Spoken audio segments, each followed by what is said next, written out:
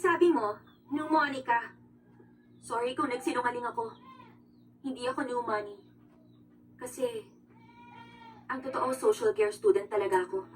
Social care student? Hindi ako makapaniwala. Niloko niya tayo. Kaya lang, Paano? Tayong lahat. akala ko chismis lang.